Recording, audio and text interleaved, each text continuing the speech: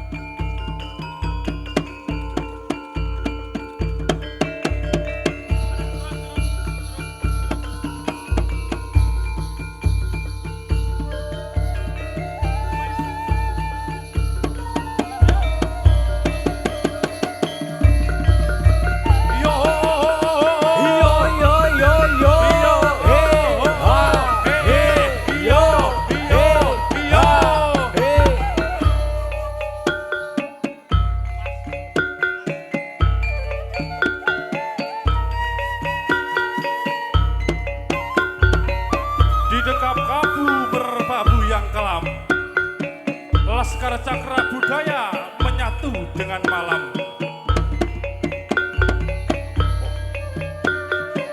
Wajah-wajah hitam kamuflasi rimba yang nyata, prajurit bayangan membawa mandat semesta. Rincing lonceng kaki memecah sunyi, menebas angkernya hutan demi peradaban yang suci. Bukan sekedar membabat alas belantara, mereka memahat takdir dengan keberanian membara. Gagah berani menantang maut yang mengepung. Mengubah gunung menjadi tempat bernaung. Hitam jubahnya namun terang tingkatnya. Cakra budaya abadi dalam sejarah dan karsa.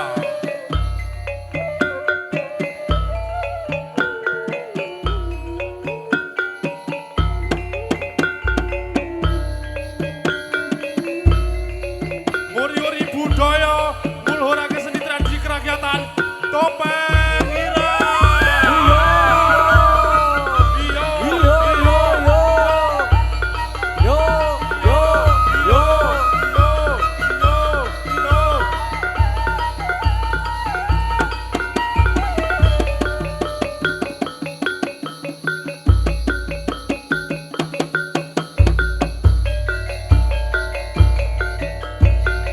Atur sugeng dumateng kang samya dateng.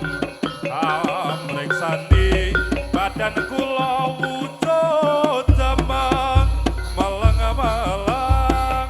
Ampun ngantos samya cingleng mangke mundhak besengereng. Atur preksa dumateng para pamirsa, ageng alit kakung putri sepemuda sedaya. Yen wonten lepat kawula nyuwun gunging pangarsa. Kula niki lari saking Jambe Wangi, dereng saged tata lan uga negara samnyata. Saged lunga sapa ngupados pangupa jiwa. Sampun cekap kang dados atur kawula. kawula mugi samya sekecakna lenggahira sedaya yen wonten lepat kawula nyuwun gungging pangarsa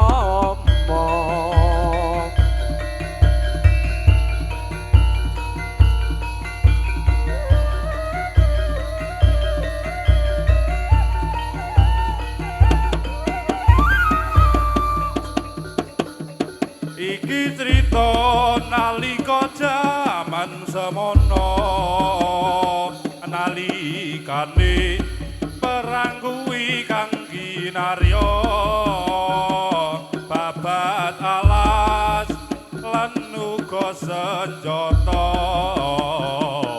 direwangi adus keringet korban nyawa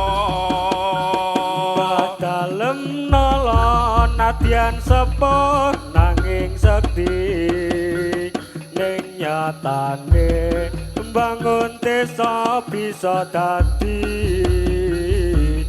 nadyan direwangi nganti ana ing pati badalem nala cikal bakal jambe wangi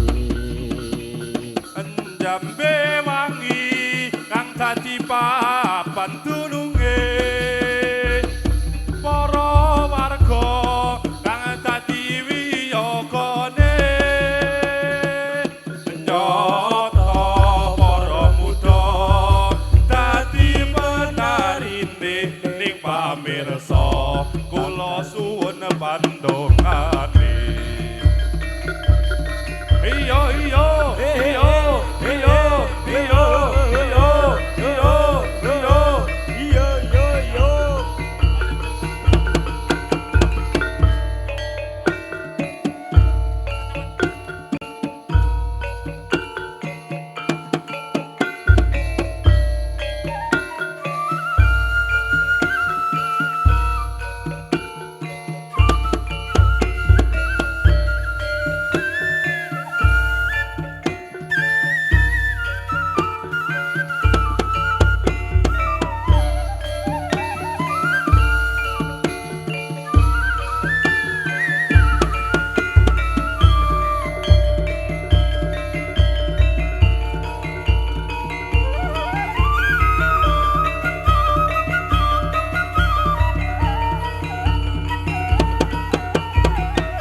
pemuda cakra rimba sing rupane Allah aja tolong awe tunggal bangsa perayaan iki kang besar sekali kanggo meringati hari besar ini mila kula niki saged dugi mriki sebab ditimbali kalian warga mriki kada sampun cekap lelakon kawula mbok menawi lepat nyuwun gunging pangapura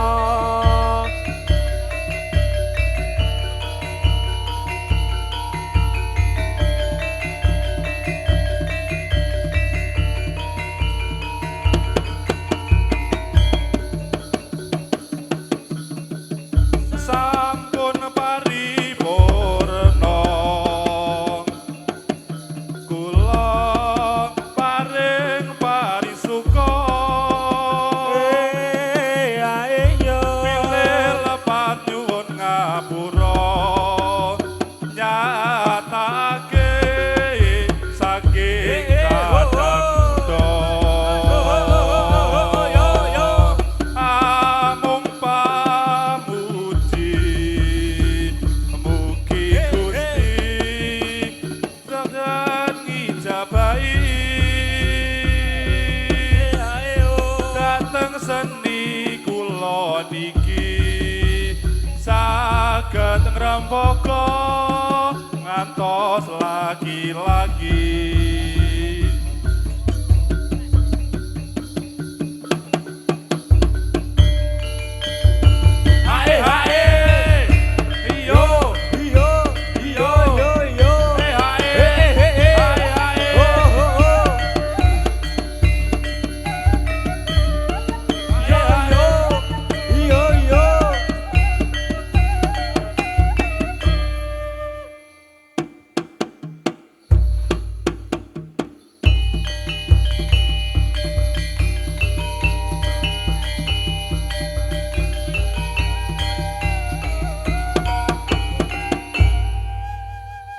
Aplaus untuk Cakra Budaya dari Kecamatan Pake.